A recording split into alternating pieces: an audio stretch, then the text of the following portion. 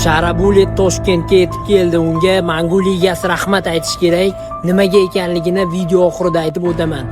O'zbekiston tarixidagi eng zo'r MMA kardi ertaga start oladi. Humo Arena 7-fevral Mangu ligasi va nihoyat start olyapti do'stlar. Asosiy jangda UFC'ga kirish kutilayotgan Xotanbek Boynazarov Magomed Habib Ramazonov bilan jang qiladi. Raqibini ham rekordi 5-0 lekin Boynazarov 12-0 rekord bilan mana shu jangga yetib kelyapti.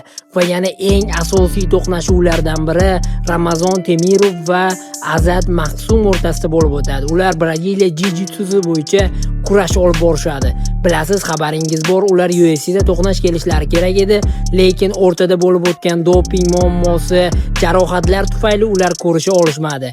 Endi bu to'qnashuv Toshkentda bo'lib o'tadi. Undan tashqari jiddiy jangchi Islam Baltayev qaytyapti. Yana yaxshi jangchilarimizning ko'pchiligi urushadi u yerda.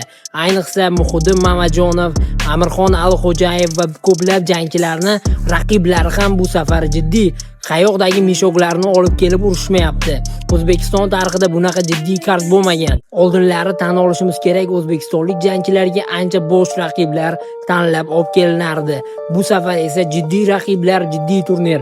Eng muhimi, Oktagon ligasiga o'xshab birorta masxarabozni bu turnirda ko'rmaysiz. Shunday ekan, bu ligani janglarini o'tkazib yubormang, u yonadigan ko'rinadi. Siz obuna bo'lib qo'yavering. Video boshidagi ma'lumotni men sizga aytaman. Nima uchun Sharabulitga Mangu ligasi rahmat aytish kerak? Ramazon Temirov va Azat Mahsum o'rtasidagi BJJ shousini mamlakatga katta hype bo'lishida Arman Sarukyan va Sharabulitning katta hissasi bor.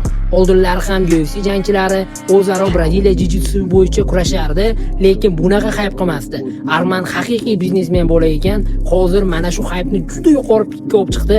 Sharabulit ikkalasi butun dunyoga Braziliya jiu-jitsusini ikkita UFC jangchisi to'qnash kelganda qanaqa darajada mashhur bo'lishini ko'rsatib o'tdi.